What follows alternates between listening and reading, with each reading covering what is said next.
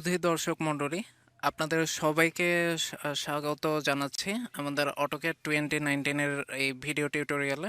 আমাদের আজকের টিউটোরিয়ালের টাইটেল টিউটোরিয়াল 3। তো এই টিউটোরিয়ালে আমরা স্ট্যাটাস বারের দুটি গুরুত্বপূর্ণ অপশন সম্বন্ধে জানব। একটি হচ্ছে অবজেক্ট স্ন্যাপ বা সংক্ষেপে আমরা এটাকে অসন্যাপ বলি, আরেকটি হচ্ছে অবজেক্ট স্ন্যাপ ট্র্যাকিং বা সংক্ষেপে আমরা এটাকে ওট্র্যাকও বলে থাকি। অবজেক্ট স্ন্যাপস সেটিংয়ে আমরা প্রথমেই ফ্লাইআউট ক্লিক করব। ক্লিক করলে আমাদের কাছে এরকম একটি মেনু আসবে। তো আমরা অবশ্যই এনশিওর করব যাতে আমরা কিছু গুরুত্বপূর্ণ পয়েন্ট এবং যাতে টিকমার্ক করা থাকে, যাতে অবজেক্টে স্ন্যাপ করার সময় আমরা ওই অবজেক্টের এই পয়েন্টগুলো দেখতে পাই। সেগুলো হচ্ছে end point, mid point, circle centre, intersection, extension, এইগুলি। আমি আপনাদেরকে সাজেস্ট করব আপনারা সব অপশানগুলি টিকমার্ক করে রাখবেন না, তাহলে আপনি যখন কোনো অবজেক্টে স্ন্যাপ করতে যাবেন তখন দেখা যাবে সব পয়েন্টই আপনাকে দেখাচ্ছে, তো আপনি আপনার রিকোয়ার্ড পয়েন্টই সহজে খুঁজে পাচ্ছেন না। এই জন্য সবচেয়ে বেটার হলো আপনি এই পয়েন্টগুলো অন রাখেন। আর আপনার যদি এরপরে কোনো পয়েন্ট দরকার হয়, যেমন ধরেন পারপেন্ডিকুলার, তাহলে আপনি পারপেন্ডিকুলারে গিয়ে মাউসের কার্সরটি নিয়ে লেফট ক্লিক করলেই আপনি পারপেন্ডিকুলার অন রাখতে পারবেন। তারপর আপনি যদি এছাড়াও অন্যান্য পয়েন্ট যদি আপনি ব্যবহার করতে চান, তাহলে সেখানে গিয়ে মাউসের কার্সর নিয়ে ক্লিক করলে পয়েন্টটি দেখাবে। যেমন ধরেন আপনি যদি নোড ব্যবহার করতে চান, নোডে গিয়ে লেফট ক্লিক করলেই নোডটি তখন আপনাকে অবজেক্টে স্ন্যাপ করার সময় দেখাবে।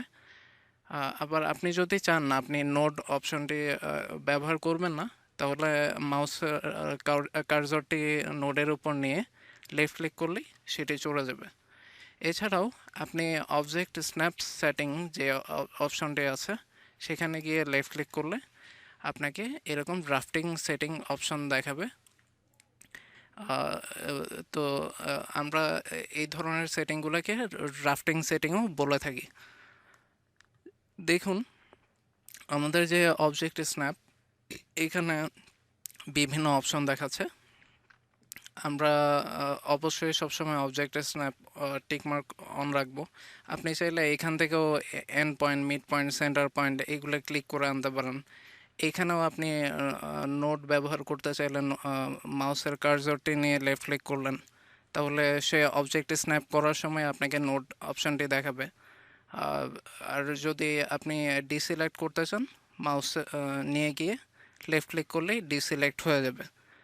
এছাড়াও ইন্টারসেকশন, এক্সটেনশন, পারপেন্ডিকুলার এই অপশানগুলি টিকমার্ক করা আছে। আপনি যদি ওকে ক্লিক করেন তবেই এইখান থেকে বেরিয়ে যেতে পারবেন।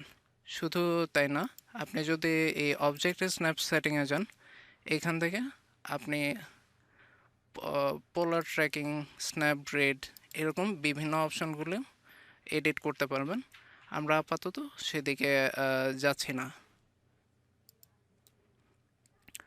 এখন ধরুন আমি এই লাইনের যে মধ্যবিন্দু আর এই লাইনের যে মধ্যবিন্দু, এই দুইটি যদি আপনি এই দুইটি থেকে যদি আপনি কোনো লাইন টানেন, এই লাইনের মধ্যবিন্দু থেকে একটি লাইন টানলেন আর এই লাইনের মধ্যবিন্দু থেকে একটি লাইন টানলেন, এই দুইটার যে ছেদবিন্দু আছে সেই ছেদবিন্দু থেকে আমি একটি লাইন টানতে যাচ্ছি। এই জন্য এই ধরনের কাজ করার জন্য আমার নর্মালি অবজেক্ট স্ন্যাপ এবং অবজেক্ট স্ন্যাপ ট্র্যাকিং এই অপশন দুইটির সমন্বয় দরকার হয়। আসুন আমরা লাইন কমান্ডে গিয়ে লেফট ক্লিক করি। আমাকে বলছে স্পেসিফাই ফার্স্ট পয়েন্ট। যেহেতু আমি এই লাইনের মধ্যবিন্দু থেকে একটি লাইন টানতে যাচ্ছি, আমি এই লাইনে গিয়ে জাস্ট মাউসটি ধরবো, আমি কোনো কিছু ক্লিক করব না। দেখুন আমি যেহেতু এই লাইনের মধ্যবিন্দুতে গিয়ে নিচে সরে আসছি, আমাকে ও ট্র্যাক অপশনটার জন্য একটি ড্যাশড সবুজ লাইন দেখাচ্ছে। আবার আমি এই লাইনের মধ্যবিন্দুতে গিয়ে যদি এখন পিছনের দিকে সরে আসতে থাকি, আমাকে ও ট্র্যাকের মাধ্যমে একটি লাইন দেখাচ্ছে।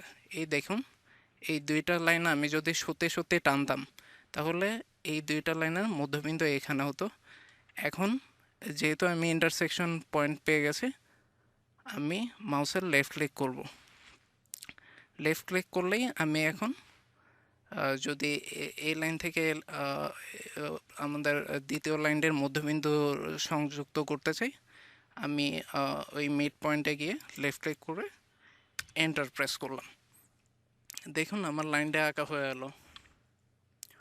তার মানে এর সুবিধা হচ্ছে, আপনি যদি এই অসন্যাপ ও ও ট্র্যাক এই দুটির কম্বিনেশনে কাজ করেন, আপনার অনেক কনস্ট্রাকশন লাইন টানা লাগছে না। আপনি জাস্ট অসন্যাপের সাহায্যে অবজেক্টের মিড পয়েন্ট বা নেসেসারি পয়েন্টগুলি স্ন্যাপ করলেন, এরপর ও ট্র্যাকের সাহায্যে আপনি ট্র্যাকিং করে আপনার কাঙ্ক্ষিত ইন্টারসেকশন পয়েন্টে চলে আসলেন। এই দুইটি অপারেশনের সমন্বয় আপনার অনেক গুরুত্বপূর্ণ সময় বাঁচিয়ে দেয় এবং আপনার কাজকেও অনেক সহজ করে দেয়। আমাদের আজকের আমাদের এই টিউটোরিয়ালটি এখানেই শেষ হচ্ছে। আপনাদের সবাইকে ধন্যবাদ।